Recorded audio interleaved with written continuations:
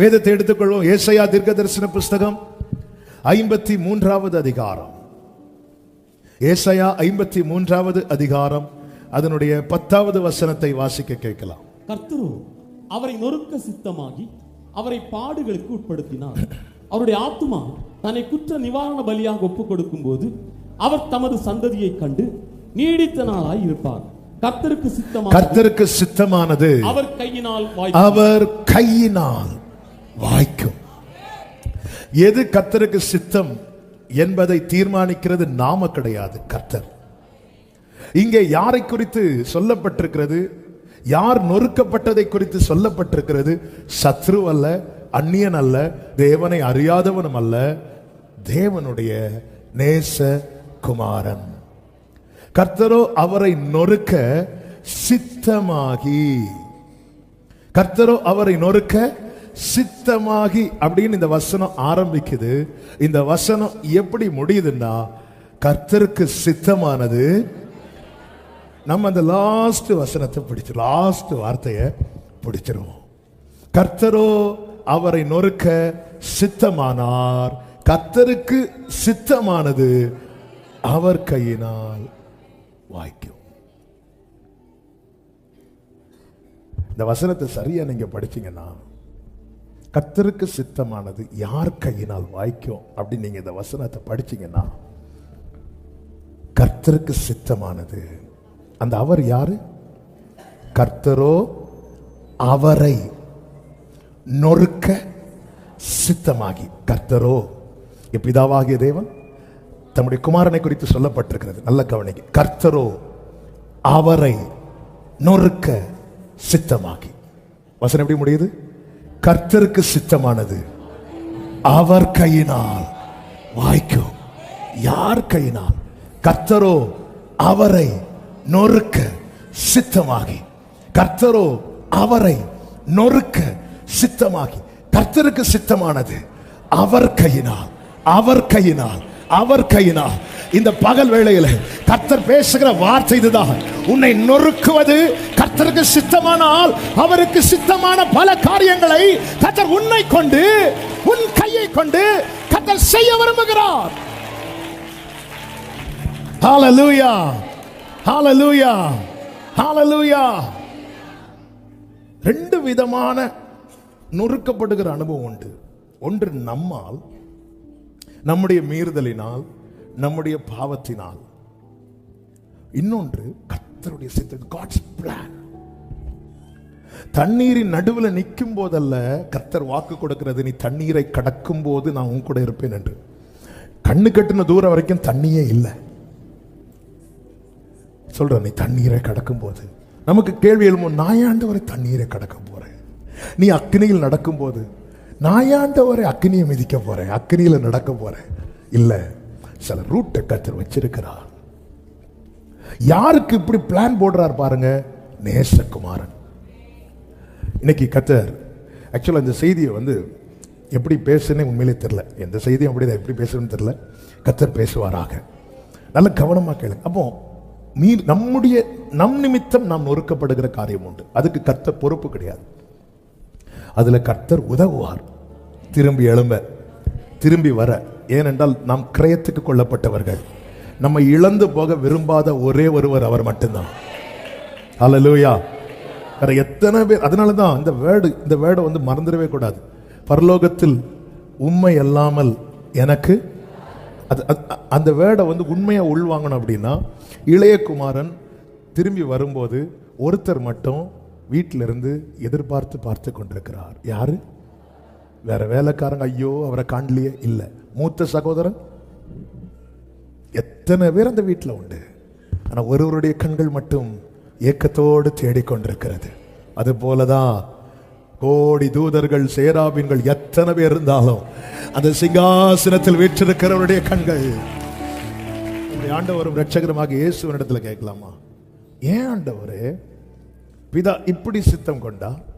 எதனால நீங்க நொறுக்கப்பட்டீங்க? எதனால நீங்க இவ்வளவு கஷ்டப்படுத்தப்பட்டீங்க? ஏன் உங்க லைஃப்ல இப்படி ஒரு பிளான ஆண்டவர் டிசைட் பண்ணா? இயேசு ஒரே வார்த்தை சொல்லுவார், அது அப்பா கிட்ட போய் கேளு. நீங்க வெளியே வரலாமா இதுல இருந்து? நான் வெளியே வர விரும்பல. இயேசுவே, நீங்க நினைச்சா இதுல இருந்து வெளியே வரலாமா? நான் வெளியே வர விரும்பல. அதன் அர்த்தம் நான் அப்படி நினைக்கல. நான் கேட்டு பார்த்தேன் என் பிதா கிட்ட. பிதா சித்தம், பிதா சித்தம் கொண்டார்னா, நான் திருப்பி சொல்லுகிறேன், இயேசு கிறிஸ்து அடிக்கப்பட்டது நொறுக்கப்பட்டதெல்லாம் மத்தேயு, மார்க்கு, லூக்கா, யோவான்ல பார்க்கிறோம். ஆனா இதெல்லாம் ஏற்கனவே எழுதப்பட்டது. அப்ப தேவ சித்தம் என்பது ஏற்கனவே போடப்பட்டது. ரட்சிக்கப்பட்ட தேவ பிள்ளைகளை, ஒரு வார்த்தையை நீங்கள் நன்றாய் புரிந்து கொள்ளுங்கள், கவனமா கேளுங்க, மனசுல எழுதி வச்சிருங்க. உங்களை குறித்த திட்டம் பிறந்த பிற்பாடு நீங்க பிறப்பிக்கப்பட்டீர்கள். இதுதான் சத்தியம், இதுதான் உண்மை. அதனால திட்டத்தை மாற்ற மாட்டார், திட்டத்துக்கு ஏற்றார் போல நம்மை மாற்றுவார். ஒரு கட்டத்தில் எதை நம்முடைய வளர்ச்சியை வைத்தே பாருங்கள். சின்ன வயசுல பிடிச்ச நிறைய காரியம் வளரும் போது பிடிக்க மாட்டேங்குது. சின்ன வயசுல விரும்பி சாப்பிட்ட நிறைய காரியங்கள் வளரும் போது நமக்கு பிடிக்க மாட்டேங்குது. டேஸ்ட் மாறுது, நினைவு மாறுது. சின்ன வயசுல நினைத்த நினைவுகள் வேற. ஒரு ஸ்கூல் படிக்கும் போது நம்ம ஒன்றை நினைப்போம், காலேஜ் படிக்கும் போது இன்னொன்று நினைப்போம், வளரும் போது இன்னொன்று நினைப்போம், கல்யாணத்துக்கு அப்புறம் வேற ஒன்று நினைப்போம், வயசாகும் போது இன்னொன்று நினைப்போம். நம்முடைய நினைவுகள் மாற்றப்படுகிறது. சின்ன வயசுல நாம நினைச்சதில்லை, இப்போ நினைச்சிட்டு இருக்கல. நினைவுகள் மாற்றப்படுகிறது, எல்லாமே மாற்றப்படுகிறது, நமக்குள்ள எல்லாமே மாற்றப்படுகிறது. கர்த்தர் என்ன செய்கிறார் தெரியுமா? ஒரு கட்டத்தில் அந்த சித்தத்துக்கு நேராக நம்முடைய பார்வையை மாற்றுகிறார், நம்முடைய நினைவுகளை மாற்றுகிறார், ஒரு இடத்துல கொண்டு வந்து நிறுத்துகிறார். அந்த இடத்துல தான் நம்ம அறியாம நாம கேட்போம், நான் என்ன செய்ய சித்தமாக இருக்கிறேன். அந்த இடத்துல கொண்டு வந்து நிறுத்த என்ன செய்ய வேண்டும் என்பதையும் அவரே தீர்மானிக்கிறார். ஆண்டவருடைய ஆலோசனையும் ஆண்டவருடைய யோசனைகளும் அவருடைய செயல்களும் ஆச்சரியமானவைகள், அதிசயமானவைகள். அதில் ஒன்றுதான் சில நேரத்தில் கர்த்தர் என்ன செய்கிறார் அப்படின்னா, நொறுக்க நொறுக்க. ஆனா இதுல ஒரு காரியம் கேரண்டி. என்ன காரியம் அப்படின்னா, ஆமென், கர்த்தரோ அவரை நொறுக்க சித்தமாகி அப்படின்னு சொல்லிட்டு 11வது வசனத்தில் சொல்லப்பட்டிருக்கிறது, அவர் தமது ஆத்தும விருத்தத்தின் பலனை கண்டு திருப்தி ஆவார். கர்த்தர் யாரை நொறுக்க சித்தம் வைத்தார்களோ அந்த நொறுங்குதலுக்கு பிற்பாடு ஒரு திருப்தி உண்டு. ஒரு திருப்தி. திருப்தி. அது எப்படி திருப்தியாக்குனாரா? கண்டு, காண வைத்து, காண வைத்து. இன்னைக்கு நெருக்கத்தின் பாதையில நொறுங்கி வந்திருக்கிற சில உள்ளங்களோடு தான் கர்த்தர் இந்த வார்த்தையை பேசுகிறார். இன்னைக்கு நெருக்கத்தின் நொறுங்குதல்ல இருக்கிறோம். நாளைக்கு அடுத்த வசனம் எழுதப்படும், கண்டு. கண்டு. எத்தனை பேர் நம்பி சொல்ல போறீங்க? வலது கரத்தை உயர்த்தி, நான் கண்டு திருப்தியாவே. கர்த்தர் என்னை காண வைத்து திருப்தியாக்குவார். ஆமென் சொல்லுங்க பார்க்கலாம். ஆமென், ஆமென், ஆமென். ஹல்லேலூயா. கர்த்தருக்கு மகிமை உண்டாவதாக. 2 கொரிந்தியர் 4வது அதிகாரத்திலே அப்போஸ்தலனாகிய பவுல் சொல்லுகிற ஒரு காரியம் உண்டு. 7, 8, 9 வசனங்களை நீங்கள் பார்த்தீர்களே ஆனால் 2 கொரிந்தியர் 4, 7, 8, 9. இந்த மகத்துவமுள்ள வல்லமை எங்களால் உண்டாயிராமல் தேவனால் உண்டாயிருக்கிறது என்று விளங்கும்படி, இந்த மகத்துவமுள்ள வல்லமை எங்களால் உண்டாயிராமல் தேவனால் உண்டாயிருக்கிறது என்று விளங்கும்படி, இந்த பொக்கிஷத்தை, இனி இந்த வார்த்தைகளை கவனிக்கணும், இந்த பொக்கிஷத்தை மண் பாண்டங்களில் பெற்று, மண் பாண்டங்களில், மண் பாண்டம் பவுல் எதை சொல்றாரு? சரீரத்தை சொல்றாரு. உள்ள என்ன இருக்குது? பொக்கிஷம் இருக்கு. மண் பாண்டங்களில் பெற்றிருக்கிறோம் அப்படி சொல்லிட்டு அடுத்த வசனத்தில் சொல்றாரு, எப்பக்கத்திலும் நெருக்கப்பட்டும், எப்பக்கத்திலும் நெருக்கப்பட்டும் ஒடுங்கி போகிறது. அவ எப்பக்கத்திலும் நெருக்கம் யார் வாழ்க்கையில வருது?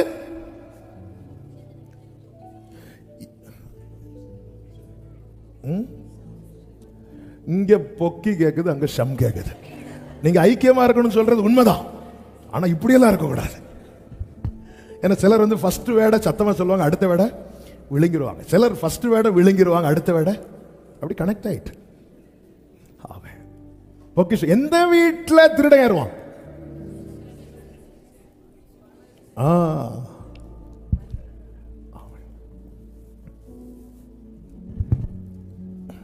இப்படிதான் நாகர்கோவிலில் அந்த WCC காலேஜ் இறக்கத்தில் ஒரு சகோதரி வெயில் நாளில் அப்படி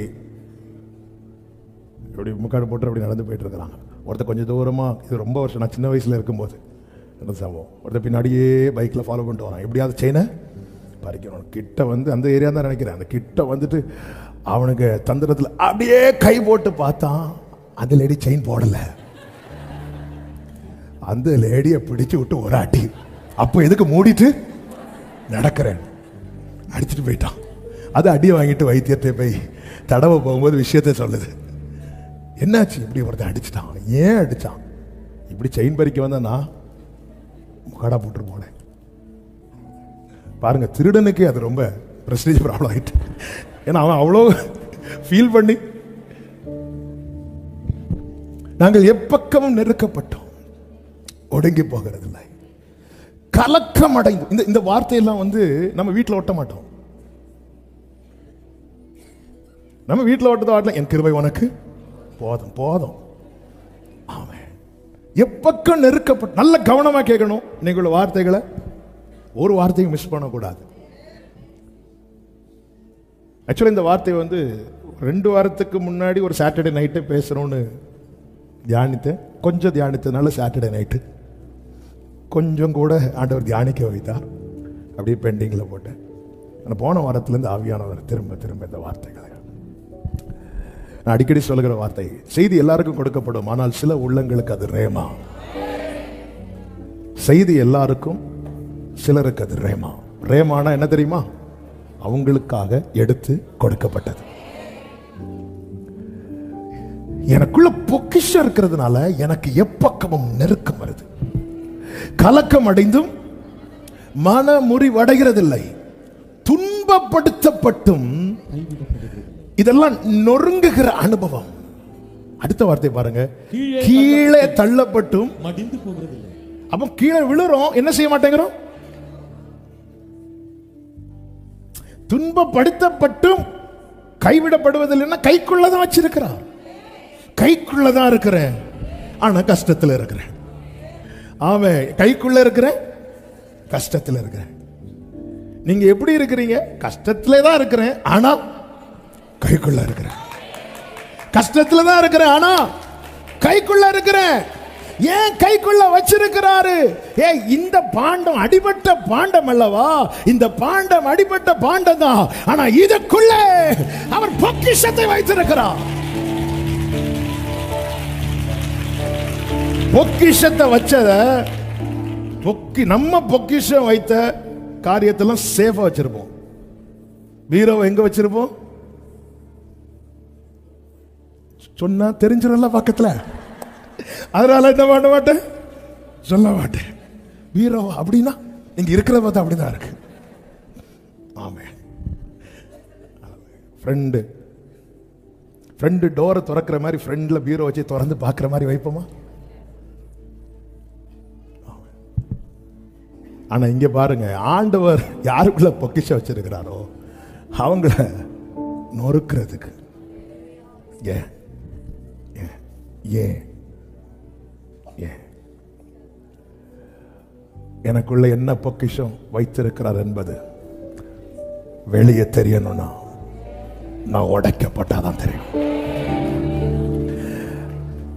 எனக்குள்ள என்ன பொக்கிஷம் வச்சிருக்கிறார் என்பது, அந்த பொக்கிஷம் தெரிகிறது வரைக்கும் இந்த பாண்டம் சாதாரணமான பாண்டமா தான் தெரியும். இந்த பாண்டம் தள்ளப்பட்டதா தான் தெரியும். இது துன்பப்படுத்தப்பட்டதா தான் தெரியும். இது நெருக்கப்பட்டதா தான் தெரியும். ஆனா ஒரு நாள் இதற்குள்ள இருந்து அந்த பொக்கிஷம் வெளியே வரும்போது, ஓ ராபா காலாபா சந்தானா லாபா காரா ரீபா பாபா ரேமம்ரோ சந்தலரே, உன்னை ஜனிப்பித்ததின் நோக்கம், உன்னை அழைத்ததின் நோக்கம், உன்னை தெரிந்தெடுத்ததின் நோக்கம் இந்த உலகம் அறிய நீ உடைக்கப்பட வேண்டியது அவசியம். ஹalleluya ஹalleluya ஹalleluya ஹalleluya. நமக்குள்ள இருக்கிற அந்த பொக்கிஷம் அது வெளியே வரணும்னா, அது வெளியே வரணும்னா, இல்லைன்னா எப்படிங்க தெரியும்? எப்படி தெரியும்? ஆண்டவர் வைத்ததே அது வெளியே வரணும்.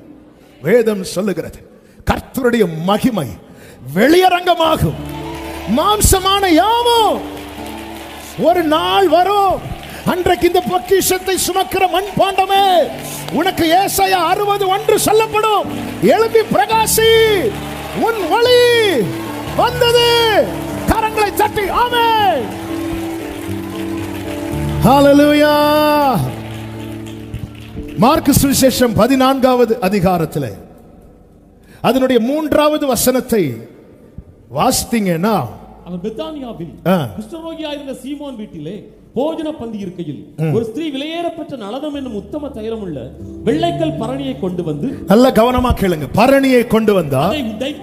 அதை உடைத்து அந்த தைலத்தை அவர் சிரசின் மேல் ஊற்றினார்.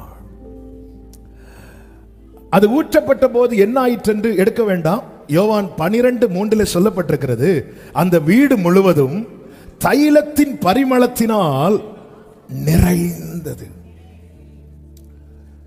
நல்ல கவனமா கேளுங்க. இந்த பரணிக்குள்ள இருக்கிற தைலத்தை உடைக்காமலும் ஊற்றலாம், உடைக்காமலும் ஊற்றலாம். உடைக்காம எப்படி ஊட்ட முடியும்? திறந்து. ஆனா இங்க அவ உடைத்து ஊற்ற காரணம் என்ன?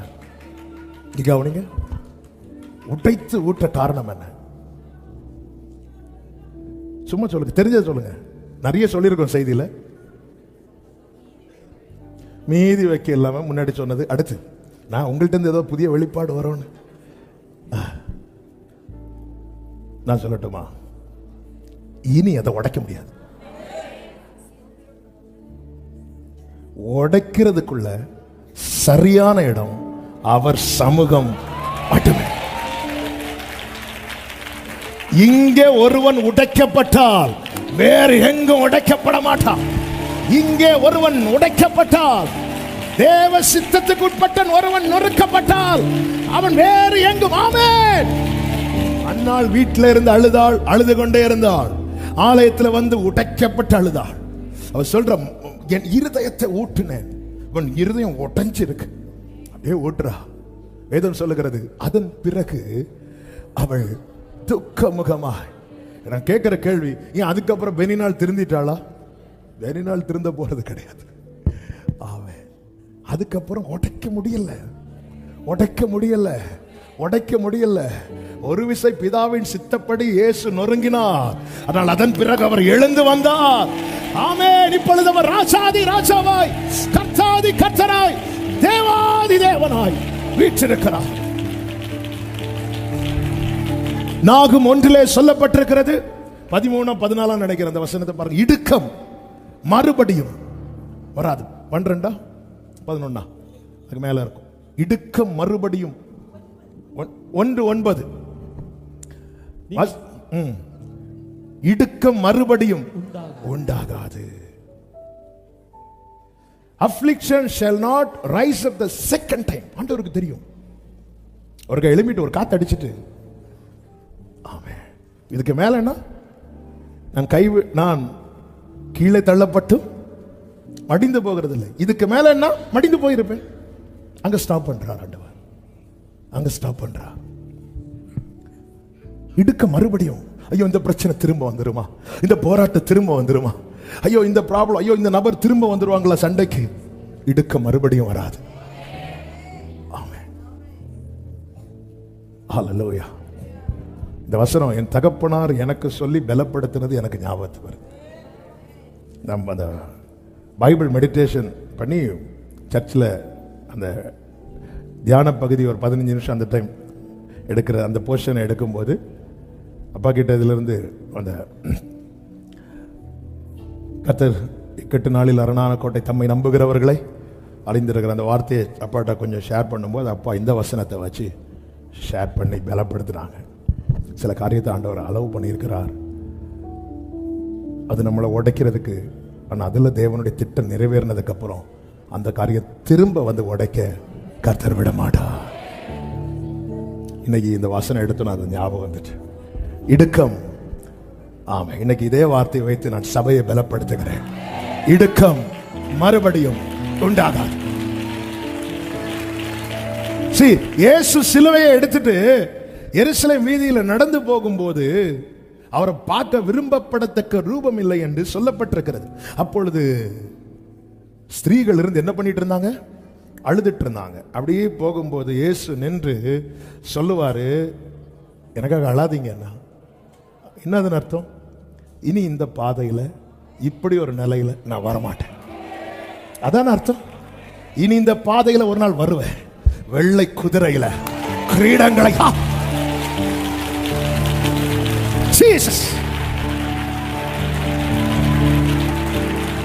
இனி இந்த பாதையில இப்ப பாக்குறீங்கல்ல, அரை நிர்வாணமாய் சரீரம் கிழிக்கப்பட்ட நிலையில ரத்தம் சிந்தி உதவிக்கு ஒருவர் கூட இந்த பூமியில வாழ்ந்த நாட்கள் எல்லாம் நன்மை செய்தவராய் சுற்றி தெரிந்தார். அப்படிப்பட்டவருடைய நிலைமை பார்த்துதானே அழுறீங்க. எனக்காக அழாதீங்க, உங்களுக்காக உங்க பிள்ளைகளுக்காக அழுங்க, எனக்காக ஏன் அழாதீங்க? இந்த வேதனை இதுதான் எனக்கு கடைசி. இனி இந்த பாதையில இதே நிலையில நான் வரமாட்டேன். இனி இந்த பாதையில அவர் பவனி வருவார். சில கண்ணீரின் பள்ளத்தாக்கில் நடக்கும் போது இந்த உயிர்த்தெழுதலின் வல்லமையை உடைய தேவ பிள்ளையே, இந்த நம்பிக்கையில நடங்க. இடுக்க மறுபடியும் இந்த பிரச்சனை எனக்கு ஃபர்ஸ்ட் அண்ட் லாஸ்ட், இந்த பிரச்சனை எனக்கு ஃபர்ஸ்ட் அண்ட் லாஸ்ட், இது மறுபடியும் நோ. ஆமென். சப்ஜெக்ட்ல இல்லாதது கர்த்தர் இந்த வசனத்தை நினைவுல கொண்டு வந்து சிலரோடு பேசிக் கொண்டிருக்கிறார், சிலரோடு பேசிக் கொண்டிருக்கிறார். இன்னைக்கு நீங்க சில துன்பத்தின் பாதையில் நடக்கிறீங்களா? வாயை திறந்து சொல்லுங்க, இடுக்கம் மறுபடியும் உண்டாகாது. நாங்கள் இயேசுவை நம்பி இருக்கிறோம். ஆமென் சொல்லுங்க பார்க்கலாம். ஆமென். சில நெருக்கம் வரும்போது பிள்ளைங்க வந்து கேட்பாங்க, என்னம்மா நமக்கு இப்படி ஒரு கஷ்டம் வந்துட்டு, இதான் லாஸ்ட் பா, இனி வராது, இனி வராது.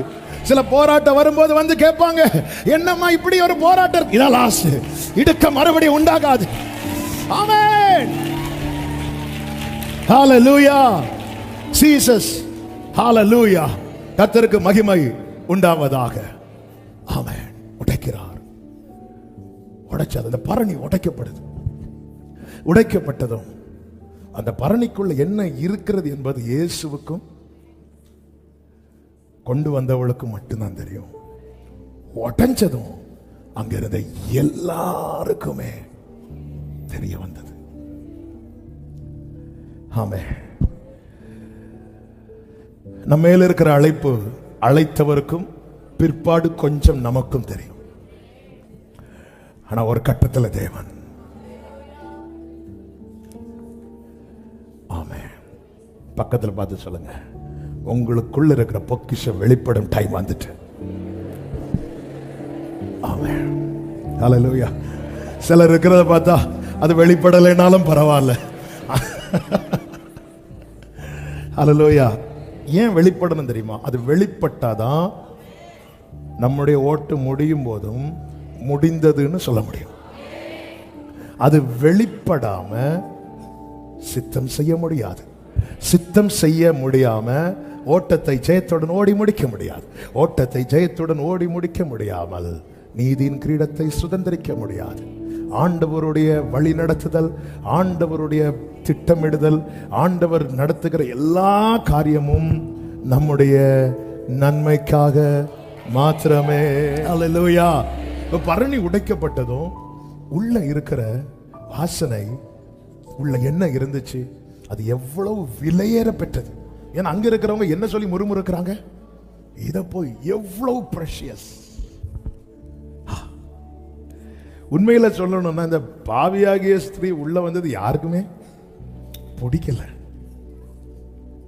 பொதுவாகவே அந்த காலத்தில் யூதர்கள்லாம் வந்து பெண்களை வந்து எப்பவுமே கொஞ்சம் தள்ளி தான் வச்சிருப்பாங்க.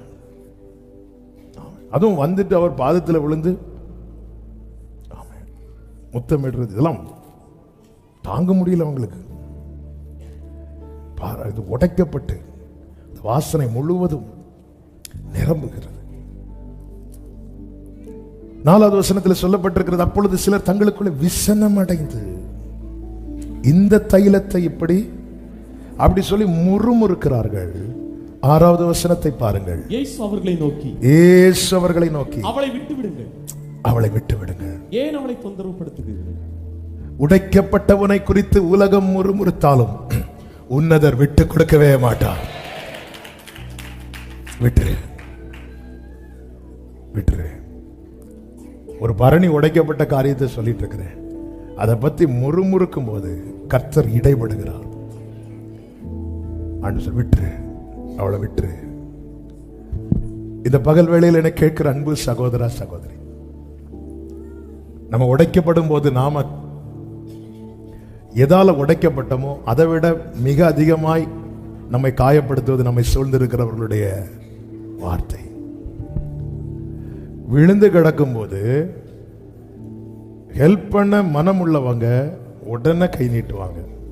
மனம் இல்லாதவர்கள் வந்து சொல்லுவாங்க, பார்த்து போகக்கூடாது, பார்த்து போகக்கூடாதுன்னு சொல்லிட்டு பார்த்துட்டு போயிடுவாங்க. அவ்வளவுதான்.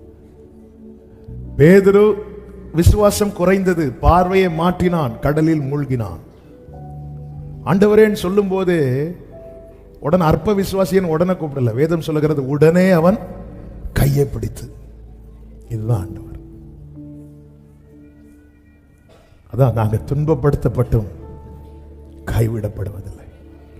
தானியேலின் புஸ்தகத்திலே சொல்லப்பட்டிருக்கிறது 10வது அதிகாரத்திலே, இனி எனில் பேச்சில்லை. 15 நான் தரையை நோக்கி பேச்சற்று போனேன். 17 சொல்றார், இனி எனில் பலன் இல்லை, எனில் மூச்சும் இல்லை. இனி என்கிட்ட ஒண்ணுமே இல்லை. இனி என்று சொல்லும் போது என்கிட்ட இல்ல இல்ல இல்ல இல்ல இல்லன்னு சொன்னதும் 18வது வசனத்துல, அப்பொழுது மனுஷரூபமான ஒருவன் திரும்ப என்னை தொட்டு, திரும்ப என்னை தொட்டு. இல்லன்னு வரும்போது தொட்டவங்க எல்லாம் கையெடுக்கிறாங்க. ஆனா ஒருத்தர் இப்பதான் தொடணும்னு சொல்லி, நான் ஏற்கனவே உன்னை தொட்டு இருக்கிறேன், இதுதான் நாங்க முந்தி உங்களுக்கு ஹெல்ப் பண்ணி இருக்கிறோம்ல, இதுதான் நம்ம சொல்றது. அன்னைக்கு ஒரு பிரச்சனை வரும்போது நான் ஹெல்ப் பண்ணல, சும்மா சும்மா வந்தா எப்படி? இது பொதுவா எல்லாருடைய வாக்கு. இதுக்கு யாரும் விதிவிலக்கே கிடையாது. நானும் விதிவிலக்கு கிடையாது, யாரும் விதிவிலக்கு கிடையாது. அதனாலதான் கர்த்தர் சொன்னார், நான் மனிதன் அல்ல. எபிராயிமே, நான் உன்னை எப்படி கைவிடுவேன்? நான் மனிதன் அல்ல. இனி எனில் ஒண்ணு இல்லைன்னு சொன்னதும் ஆண்டவர் பார்த்தாரு, இவனை ஒரு விசை கூட தொடணும். திரும்ப தொட்டு என்னை திடப்படுத்தி. எப்படி திடப்படுத்தி இருப்பார்? போட்டோம்னா அது நம்ம சொல்லி திடப்படுத்துறது. அவர் சொல்லுவார், நான் திரும்ப தருவேன், உன்னுடைய முந்தின சீரை பார்க்கிலும் உனக்கு நற்சீர் உண்டாக செய்வேன், உன் மேன்மையை பெருக பண்ணி. இதுதான் பைபிள் திடப்படுத்துறது. ஒரு தேவ பிள்ளைய வேதம் திடப்படுத்துவது அப்படிதான். இயேசு கிறிஸ்து எடுத்துக்கொள்ளப்பட்ட போது சீஷர்கள்லாம் அப்படியான்னு பார்த்துட்டு இருக்கும் போது சீஷர்கள் எப்படி திடப்படுத்தப்பட்டார்கள்? அவர் போயிட்டார், ஒழுங்கா வந்து சேரப்பார். அப்படியா? இல்ல, அவர் எப்படி போனாரோ அப்படியே வருவார். இதாங்க வானத்தை பார்க்கிறவர்களுக்கு பரலோகம் கொடுக்கிற திடம். ஹல்லேலூயா. யோபுவுக்கு எல்லாம் போச்சு, நண்பர்கள் வந்தாங்க. உண்மையிலே யோபு கர்த்தர் நொறுக்க சித்தமானார். நொறுங்கி இருக்கிறவன்ட்ட இந்த எரியிற தீயில எண்ணெயை ஊத்துறதுக்குன்னே கிருபை பெற்ற சிலர் நம்ம வீடை தேடி வருவாங்க. அப்பதான் அல்லது முடிச்சிருப்போம், இல்ல அப்பதான் என்ன மனைவியே அல்லது புருஷனே சால்வ் பண்ணியிருப்போம். தேவனிடத்துல இருந்து நன்மை பெற்றதாம் அப்படியே இருக்கும்போது வந்து இருப்பாங்க. வந்து இருந்து அழ ஆரம்பிப்பாங்க. பாருங்க, வீட்டில இருந்து போட்டிருந்த பவுடர்லாம் ஒரு ஷேப் ஆகி, சிலர் அழுறதுக்குன்னே பவுடர் போட்டு வருவாங்க. ஏன்னா அந்த கண்ணீர் தடம் வந்து அப்பதான் தெரியும். நான் உங்களை சொல்லலை, உங்களுக்கு ஃபீல் ஆகுதுன்னா உங்களை சொல்லிட்டு இருக்கிறேன். அது வந்து இந்த பாம்பு போன மாதிரி அப்படி இப்படி அது வரவும் செய்யாது, பாதியிலையும் எது வரை அழுவாங்க தெரியுமா? திருப்பி நம்ம அழ தொடங்குறது வர. நம்ம அழ தொடங்குறது, ஓகே சிஸ்டர் போயிட்டு வரட்டுமா? இப்படிதான் யோபுவின் நண்பர்கள் வந்தாங்க. வந்தது ஆறுதல் சொல்ல, ஆனா தூரத்திலே உக்காந்துட்டாங்க. இவன் நிலைமை நம்ம நினைச்சதை விட மோசமா இருக்கு. அப்படி இருக்கும்போது யோபு பேச ஆரம்பிக்கிறார். யோபு வேணும்னு பேசல, வழியில பேசல. நல்லா புரிஞ்சுக்கோங்க, நம்ம வழியில பேசின பல காரியங்களை பெருசா எடுத்து எத்தனை உறவுகள் நம்ம விட்டு தூரம் போனாங்க. அப்படி பார்த்தா யோபு பேசுனதை வச்சு கர்த்தர் யோபு பக்கமே வந்திருக்க கூடாது. ஆனாலும் யோபு கிட்ட வராரு பாருங்க. நான் உன்னை பேசும்போது நான் பேசுறது மட்டும்தான் உலகத்துக்கு தெரியும், மற்றவர்களுக்கு தெரியும். எதனால இவன் பேசுறான்? ஏன் இப்படி பேசுறோம்? எல்லாமே தெரியும். நம்ம பேசுனதை வச்சு பார்த்தா ஆண்டவர் வந்து நம்ம ஏரியா பக்கமே வரக்கூடாது. என்னெல்லாம் பேசுறோம். ஹல்லேலூயா. நம்ம எல்லா கோவத்தையும் எங்கெங்க காட்டுவோம்? பைபிள்ல தானே காட்டுவோம். கோவத்தில் ஓங்கி ஒரு அடி அடிப்போம் பாருங்க. எல்லா கோவத்தையும் ஜெபத்தில் தான் காட்டுவோம். எங்க ஜெபம் பண்ண மாட்டேன். யாரு கூட பிரச்சனைனாலும் நம்ம முதல்ல கட் பண்றது ஆண்டவரோடு உள்ள உறவு தானே. அதான் ஆண்டவர் கேட்கிறேன், நான் உனக்கு வனாந்தரமா இருந்தேனப்பா, நான் உனக்கு காரிருளா இருந்தேனா? நீ எவ்வளவு நாள் என்ன தேடாம போட்ட? ஏன்? உனக்கும் உலக உறவுக்கும் ஏதோ ஒரு பிரச்சனை ஆயிட்டு. யோபு சொல்றார், நான் நீதிமானதுல கேட்கல, நான் அவருடைய இரக்கத்துக்காக கேட்கறேன்னு சொல்லிட்டு அடுத்து சொல்றாரு, அவர் அப்படி சொன்னாலும் நான் நம்ப மாட்டேன் அப்படிங்கிறார். ஒரு கட்டத்தில் யோபு அப்படி வர்றார். ஆனா ஆண்டவருக்கு தெரியும். ஏன்னா அது நடுவிலே தான் யோபு சொல்றாரு, அவர் எனக்கு ஜீவனை தந்ததும் அல்லாமல் எனக்கு தயவையும் பாராட்டுறார். ஒரு புறம் புலம்பினாலும் உள்ள சொல்லுது, அவர் தயவு பாராட்டுறாரு. அந்த தயவு, அப்ப ஏன் எனக்கு தயவு பாராட்டணும்? இப்ப நம்பிக்கை வருது, எனக்கு குறித்திருக்கிறதை அவர் நிறைவேற்றுவார். எதை வச்சு சொல்றீங்க யோபு? என் மீட்பர். ஹல்லேலூயா. யோபு கேட்ட செய்தி மரண செய்தி. ஆனா யோபு உரைத்தது உயிர்ப்பின் செய்தி. ஹல்லேலூயா. யோபு கேட்ட செய்தி மரண செய்தி. அது போச்சு, இது போச்சு, அவங்க போச்சு, எல்லாம் மரண செய்தி. ஆனா யோபு உரைத்தது உயிர்ப்பின் செய்தி. அது அவனுக்கு இழந்த அனைத்தையுமே ரெண்டச்சனையா. ஆமென். ஜீவனை பேசுங்கள், நன்மையை பேசுங்கள், விசுவாசத்தை பேசுங்கள். நம் மீட்பர் இன்றும் உயிரோடு இருக்கிறார். ஆமென் சொல்லுங்க பார்க்கலாம். இப்பொழுது கர்த்தர் சொல்லுங்க, உடைக்கப்பட்ட யோபுவை பார்த்து நிறைய பேர் பேசுறாங்க. ஆண்டவர் சொல்றார், பாரு, என் தாசனாகிய யோபு என்னை குறித்து நிதானமாய் பேசினது போல ஒழுங்கா போய் பலி செலுத்து. நான் யோபுவின் முகத்தை பார்த்து உங்க மேல நான் இறக்க வைப்பேங்கிறார். அவங்க வந்து 4 பேரும் வந்து யோபுவை கண்ணா பின்னான்னு பேசுறாங்க. இப்போ எந்த நிலைமைக்கு கர்த்தர் கொண்டு வந்துட்டார்னா, இனி நான் உங்களுக்கு இறங்கணும்னா நான் யோபுவை பார்ப்பேன். நொறுக்கப்பட்டவனை யாராவது பார்க்க விரும்புவாங்களா? யோபுவை பார்க்கவே முடியாது. வஸ்திரம் கூட போட முடியாத அளவுக்கு உச்சந்தலையிலிருந்து உள்ளங்கால் வரை புண்கள், பருக்கள், சீழ் வந்து வடிந்துட்டே இருக்குமா. பைபிள் ஸ்காலர் சொல்றாங்க, அந்த மனைவி வந்து ஜீவனை விடுன்னு சொல்றதுக்கு ஒரு ரீசன் என்னவா, அவங்க தான் கிளீன் பண்ணுவாங்க. வேற யார் கிளீன் பண்ணுவா? கிளீன் பண்ணி முடிச்சு அப்படி இருக்கும்போது திரும்பியும் சீழ் வரும். ஏன்னா அவங்களுக்கும் இழப்பு. யோபுவுக்கு என்ன இழப்போ அதே இழப்பு தான் எங்களுக்கு. அவங்க அப்படியே இருக்கிறாங்க, தலையே வெடிக்கும் போல இருக்கு. அவங்களுக்கு தள்ளி இருந்து அழ கூட முடியாத நிலை. ஏன்னா ஹஸ்பண்டை கேர் பண்ணணும். அப்ப யோபு வாய் வந்து இப்படி அசைஞ்சிட்டே இருக்கு. என்ன சொல்லிட்டு இருக்கிற பார்த்தா, ஸ்தோத்திரம் ஸ்தோத்திரம். வந்துச்சே கோபம். அதனாலதான் கடைசியில மனைவிட்ட கூட ஆண்டவர் கோபப்படல, பாத்தீங்களா? ஏன்னா மனைவி எப்படி பேசுனாங்கன்னா வலியில பேசுறாங்க. அதனால எல்லாம் 2 கொடுத்து இது மட்டும் 2 கொடுத்த. ஒருவேளை யோபு சொல்லிருப்பா, இதுக்கு அதே அந்த பழைய நிலையே.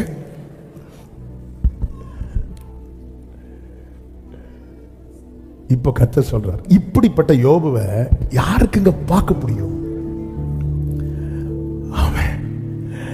கர்த்தர் சொல்றாரு, எந்த பிரச்சனை இல்லாம நல்ல ட்ரெஸ் பண்ணி வந்திருக்கிற அந்த 4 நண்பர்களை பார்த்து இன்னைக்கு யோபு சொல்ற, நான் தெருவில் போனா என்னை பார்த்துட்டு முகத்தை மறைக்கிறாங்க, எழுந்து ஓடுறாங்க. ஏன்னா சகிக்கல யோபுவை பார்க்க. ஆண்டவர் சொல்றாரு, நான் உங்களுக்கு ஏதாவது செய்யணும்னா என் கண்ணு யோபுவை பார்க்கும். அதுவும் கரெக்டா சொல்ற, அவன் முகத்தை நான் பார்த்து. 42வது அதிகாரம் 8வது வசனத்துல, என் தாசனாகிய யோபுவும் உங்களுக்காக வேண்டுதல் செய்வான். நான் அவன் முகத்தை பார்த்து உங்களை உங்கள் புத்தியினத்துக்கு தக்கதாக நடத்தாதிருப்பேன். நான் அவன். அடுத்த வசனத்தை வாசிங்க. அப்பொழுது தேமானியனான எலிப்பாசும் சூகியனான பில்தாதும் நாகமாத்தியனான சோப்பாரும் போய் கர்த்தர் தங்களுக்கு சொன்னபடியே செய்தார்கள். அப்பொழுது கர்த்தர் யோபின் முகத்தை பார்த்து, கைகளை உயர்த்தி ஆமென் சொல்லுங்க பார்க்கலாம்.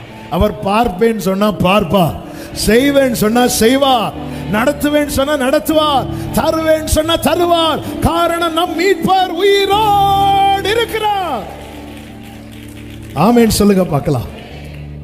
உடைக்கப்பட்டது வர ஆமென். அந்த ஸ்திரீயை உடைத்த பிறகு அந்த ஸ்திரீயை பத்தி பேசல, அதுக்குள்ள இருக்கிற தைலம், அதோடைய வேல்யூ, இதை பத்தி தான் பேசிட்டு இருக்கிறாங்க. இனி உலகம் பேச போகிறது உங்கள் குறைகளை குறித்தல்ல, உங்களுக்குள் இருந்து வெளிப்படும் அவர் மகிமையை குறித்து. ஆமென் சொல்லுங்க பார்க்கலாம். நியாயாதிபதிகள் புஸ்தகத்துல 1-2 வார்த்தைகளை டச் பண்ணிட்டு அப்படி நம்ம செபிக்க போகிறோம். ஆண்டவர் பாருங்க, இந்த சம்பவத்துக்குள்ள போகல, கிதியோனை கொண்டு கர்த்தர் யுத்தத்துக்கு மீதியானியரை மேற்கொள்ளும்படி கொண்டு போகிறார். அப்பொழுது 300 பேர் கடைசியில தெரிந்தெடுக்கப்படுகிறார்கள். கிதியோன் அவர்களை பார்த்து சொல்லுகிறார். 16வது வசனம், 7:16, நியாயாதிபதிகள் 7:16. அந்த 300 பேர் 3 படையாக வகுத்து அவர்கள் ஒவ்வொருவன் கையிலும் ஒரு எக்காலத்தையும் வெறும் பானையையும் அந்த பானைக்குள் வைக்கும் தீவட்டியையும் கொடுத்து. எக்காலம் என்ன பானை? எல்லாரும் சொல்லுங்க, சத்தமா சொல்லுங்க. வெறும் பானை. ஆமென். வெறும் பானையும், அடுத்த வார்த்தை, அந்த பானைக்குள் வைக்கும் தீ. அப்ப தீவட்டி இப்ப எங்க இருக்கு? தீவட்டி எதுக்கு? பக்கத்துல சூடு வைக்குதா? நீங்க இருக்க பார்த்தா அப்படிதான். தீவட்டி எதுக்கு? வெளிச்சம். ஆனா அது எங்க இருக்கு? பானைக்குள்ள இருக்கு. இனி இந்த வெளிச்சம் வெளியே வரணும்னா அடுத்த வார்த்தை, அவர்களை நோக்கி நாம் செய்வதை பார்த்து அப்படியே நீங்களும் செய்யுங்கள். 19வது வசனம், நடுஜாமத்தின் துவக்கத்தில் ஜாமக்காரரை மாற்றி வைத்த பின்பு கிதியோனும் அவனோடு இருந்த 100 பேரும் அந்த ஜாமத்தின் துவக்கத்திலே பாளையத்தின் முன்னணியில் வந்து எக்காளங்களை ஊதி தங்கள் கையில் இருந்த பானைகளை உடைத்தார்கள். 20வது வசனம், 3 படைகளின் மனுஷரும் பானைகளை உடைத்து தீவட்டிகளை வெளியே இழுத்து தங்கள் இடது கைகளிலும் பிடித்துக் கொண்டு கர்த்தருடைய பட்டயம் கிதியோனுடைய பட்டயம் என்று சத்தமிட்டு பாளையத்தை சுற்றிலும். அடுத்த வார்த்தை, அப்பொழுது பாளையத்தில் இருந்தவர்கள் எல்லாரும் சிதறி. உன்னை உடைப்பது உன்னை சிதற பண்ணுவதற்கல்ல, உன் நன்மையை சுதந்திரிக்க விடாதபடி பாளையத்தில் இருக்கிற மீதியானியரை. ஆமே. என் வாழ்க்கையில எக்காலம் வேலை செய்யணும்னா, என் வாழ்க்கையில எனக்குள்ள இருக்கிற பொக்கிஷம் வெளிப்படணும்னா, என் வாழ்க்கையில கர்த்தருடைய பட்டயம் என் பட்டயமா இருக்கணும்னா, உடைக்கப்பட வேண்டிய இடத்துல உடைக்கப்பட்டுதான் ஆகணும். ஹalleluya. உள்ள அவர் ஒண்ணு வைக்கலன்னா வெறும் பானை. ஹalleluya. வெறும் பானை. அவர் உள்ள வச்சதுனாலதான் நீதிமான் பனையை போல, இல்லைன்னா பானையை போல. வெறும் பானை. ஆமே. இந்த வெறும் பானையை தூக்கி போட்ட என்ன ஆகும்? உடையும். ஆனா இன்னும் ஏன் உடையாம இருக்கு? பொக்கிஷம். இந்த பானை ஒரு நாள் உடையும். அன்னைக்கு நான் அல்ல சிதறுவது. ஹalleluya, ஹalleluya, ஹalleluya. பானை உடைஞ்சதுக்கு அப்புறம் பேச்சு என்ன பேச்சாரு? கர்த்தருடைய பட்டயம். இதெல்லாம் நம்முடைய வாழ்க்கையில எப்பங்க வெளிப்பட போகுது? ஆமென். இந்த நான் என்கிற பானை உடையட்டும். ஆமென். நான் யார் தெரியுமா? அந்த நான் போடுற இடத்துல பானைன்னு போடுங்க. கண்ணாடியை பார்த்து 2 தடவை பேசுங்க. அதுக்கு ஒரு வாழ்க்கையில நீங்க இந்த பானை யார் தெரியுமா? ஒரு 2 வாட்டி, ஒரு 4 வாட்டி, இல்லை உங்க ஒய்ஃப்ட்ட போய் பேசுங்க. அப்படியே பேசுவோம். ஆமென். இல்லை நீங்க ஹஸ்பண்ட்ட போய் பேசுங்க. அவ்வளோதான். உள்ள தீவட்டி இருக்குப்பா, உள்ள ஜீவன் இருக்கு, உள்ள அவருடைய ஒளி இருக்கு, உள்ள பொக்கிஷம் இருக்கு. உடஞ்சா ஜெயம், உடஞ்சா ஜெயம், உடஞ்சா ஜெயம். அவ்வளவு இமீடியட்டா எனக்கு ரொம்ப பிடிச்ச ஒரு வார்த்தை, இந்த பானை உடைந்ததும் அவரவர் தங்கள் நிலையிலே நின்றார்கள். இன்னைக்கு நம்முடைய நிலையில சரியா நிக்க முடியல, ஏன்னா உடையல. நமக்குன்னு ஒரு நிலையை வச்சிருக்கிறாருங்க. அங்கே இருக்கிறோம், இங்கே இருக்கிறோம், எங்கேயோ இருக்கிறோம், எப்படியோ போயிட்டு இருக்கிறோம். என்ன வாழ்க்கைன்னு தான் கேட்கிறோம். ஒரு சரியான ஒரு ஸ்டாண்ட் இல்லை. ஏன் இல்லை? உடைய வேண்டிய நிறைய காரியம் உடையல. உள்ள நிறைய இருக்கு. ஏங்க, உள்ள இருக்கிறது வெளியே தெரிஞ்சாதான். நாங்க மலை மேல இருக்கிற பட்டணம் விளக்க கொளுத்தி யாராவது உள்ள வைப்பானா? இல்லையே. என்ன யூஸ்? என்ன யூஸ்? இந்த பகல் வேளையில இன்னைக்கு கர்த்தர் லீவு தந்து நிறைய பேரை கொண்டு வந்திருக்கிறார். ஆமாவா இல்லையா? இயேசுவின் நாமத்துல நம்பி ஒப்பு கொடுங்க. உங்க வாழ்க்கையிலும் சொல்லப்படும் கர்த்தருடைய பட்டயம், கிதியோனின் பட்டயம் உங்களுக்காக எக்காலம் ஊதப்படும். கர்த்தருடைய யுத்தம் நடக்கும். ஆமென் சொல்லுங்க பார்க்கலாம். ஆமென் சொல்லுங்க பார்க்கலாம். அப்படி உடைக்கப்பட்ட ஆமென் ஆமென் ஆண்டவர் சமூகத்தில் ஆண்டவர் என்ன சித்தம் ஆண்டவர். ஆண்டவர் உடைக்கும் போது என்ன நடக்கும்? ஒன்று, உள்ளே இருக்கிறது வெளியே வரும். இரண்டாவது, திரும்ப பணிய ஆண்டவருக்கு ரொம்ப ஈஸியாயிரும். ஆமென். பழைய பில்டிங்கை மெயின்டைன் பண்றதை விட அதை இடிச்சு புதுசா கட்டுறது ரொம்ப ஈஸி. ஆமென். நம்ம சர்ச் ஒர்க் கூட சைடு பின்னாடி, இப்போ நான் நிற்கிற இடம் பழைய சர்ச் இதெல்லாம் கிடையாது, அதில் இதுக்கு பாதி தான் உண்டு. இந்த இடம் வேலையெல்லாம் 1 மந்த்ல முடிச்சிட்டு குயிக்காக நடந்துச்சு. ஆனால் இந்த போஸ்டனையும் அந்த பழைய பில்டிங்கையும் சேர்க்கிற காரியம் இருக்கு.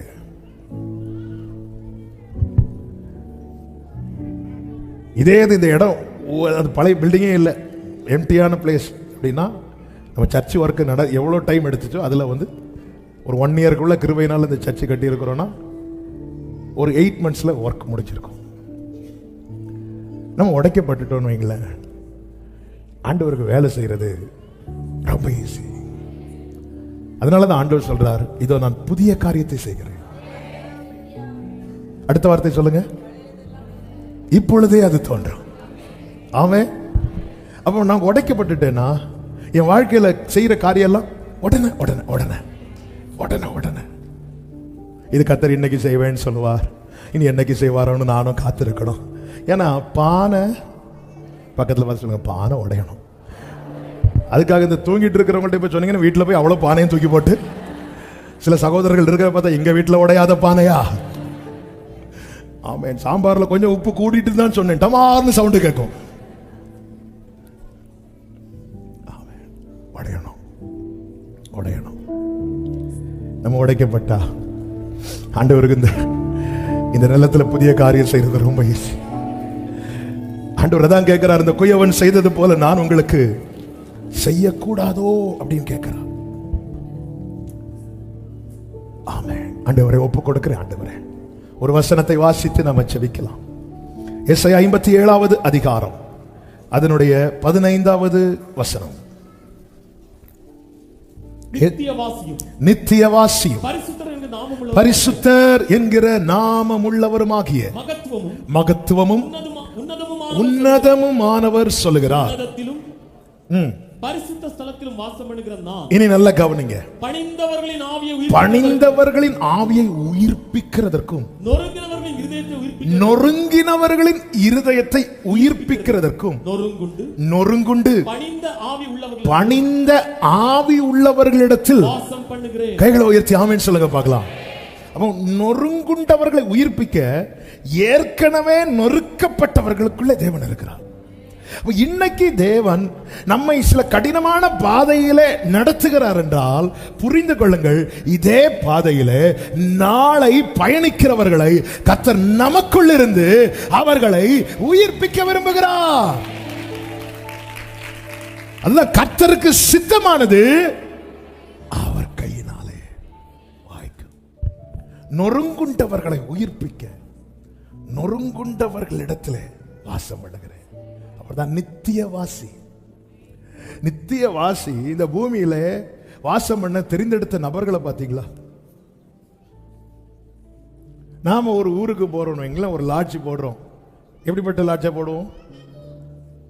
எந்த ரூம் நீட்டே இல்லாம இருக்கு, எந்த ரூம் டோர் விண்டோலாம் உடஞ்சிருக்கு அப்படி பார்த்து, இந்த ரூம்ல விண்டோலாம் உடஞ்சிருக்கா அப்படி கேட்போமா? ஆவே நம்ம ராணிக்கு தக்க பெஸ்ட் பெஸ்ட் சேஃப் எல்லாம் பார்ப்போம். ஆண்டவர் இந்த பூமியில வரும்போது வாசம் பண்ண தெரிந்தெடுத்த பாத்திரத்தை பார்த்தீங்களா? ஒரு நொறுங்குண்ட. இந்த கூட்டத்தில் யார் ரொம்ப நொறுங்கி இருக்கிறீங்கன்னு தெரியல. நொறுங்கினவங்களை இந்த உலகத்துக்கு வேண்டாம், உன்னதருக்கு வேணும், அவருக்கு வேணும், அவருக்கு வேணும். ஆமென். எதுக்கு ஆண்டவரே இதே போல நொறுங்கி வருகிற அநேகர். எசேக்கியேல் 16வது அதிகாரத்தை மெடிடேட் பண்ணும்போது தான் அழகான கண்கள் பாட்டு கொடுத்தார். அந்த பாட்டு வாயை திறந்து ஆண்டவர் பாட வைக்கிறதுக்கு முன்னாடி என் வாழ்க்கையில் நடந்த 2 முக்கியமான சம்பவத்தின் நினைவில் கொண்டு வந்தார். 1, நான் மரண படுக்கையில் இருந்தது. 2, நான் வேஸ்ட் என்று தள்ளப்பட்டது. அது 2ஐயும் நினைச்சு நினைச்சு கொஞ்ச நேரம் நினைக்க வச்சு என்னை அள வச்சு தான் இந்த பாட்டை கொடுத்தேன்.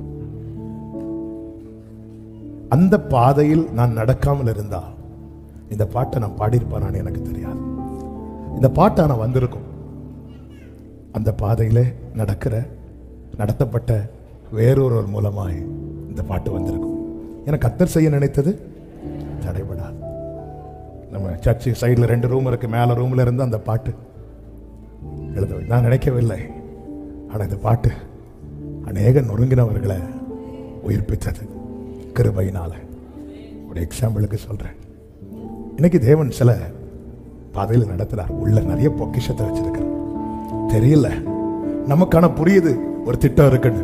ஆனா சொன்னா வீட்டில் இருக்கிறவங்களுக்கே விளங்க மாட்டேங்குது, கூட இருக்கிறவங்களுக்கே புரிய மாட்டேங்குது.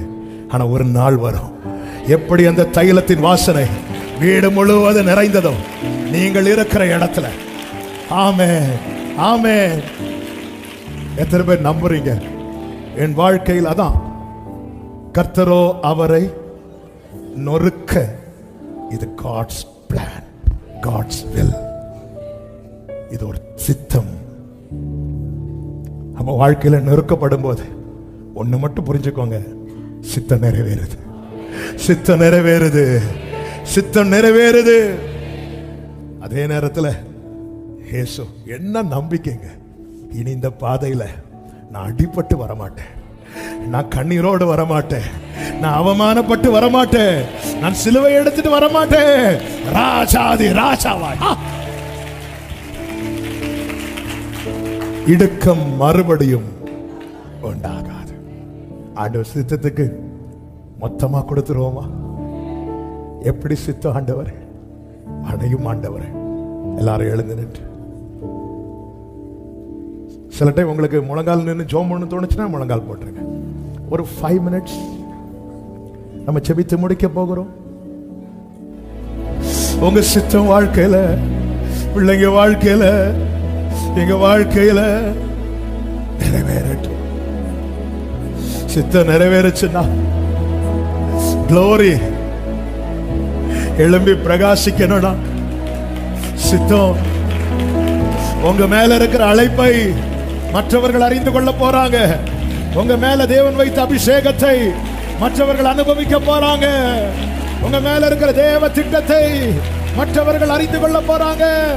உங்களுக்குள்ள தேவன் வைத்த பொக்கிஷத்தை மற்றவர்கள் காண போகிறார்கள். ஆமென், ஆமென். ஆண்டவர் கேட்கிறது ஒண்ணே ஒண்ணுதான், இந்த குயவன் செய்தது போல நான் செய்யக்கூடாதா? ஆமென்.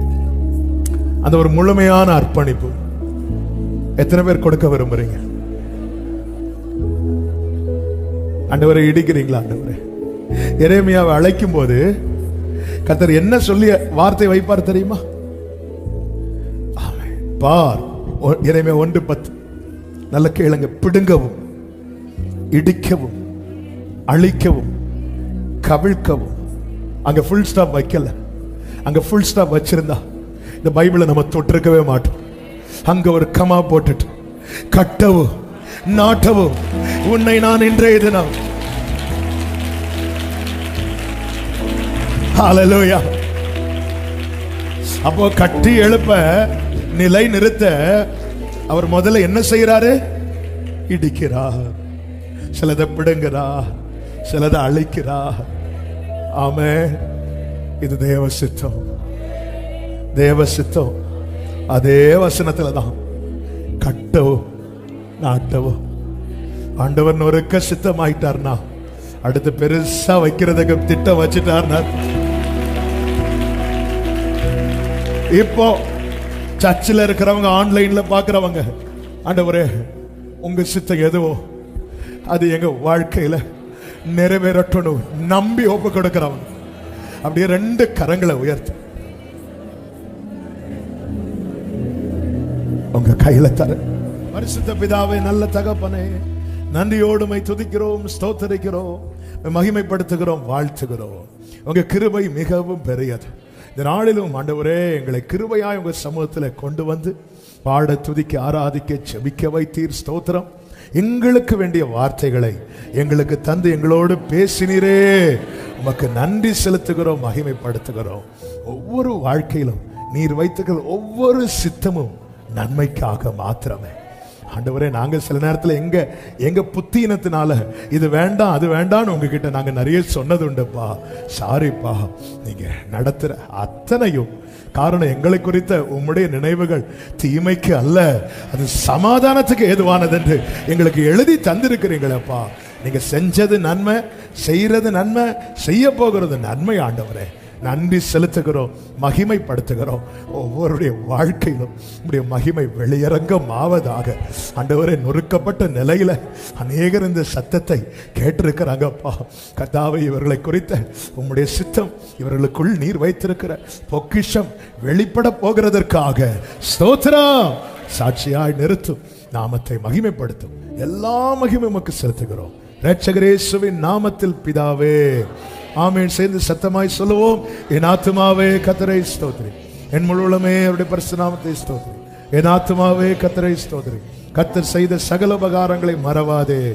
ஆமென். நம்முடைய கர்த்தராகிய இயேசு கிறிஸ்துவின் கிருபையும், பிதாவாகிய தேவனுடைய அன்பும், பரிசுத்த ஆவியானவருடைய ஐக்கியமும் சிநேகமும் பாதுகாவலும் நம் அனைவரோடும் எல்லா பரிசுத்தவான்களோடு கூட கர்த்தருடைய வருகை மட்டும் தங்கி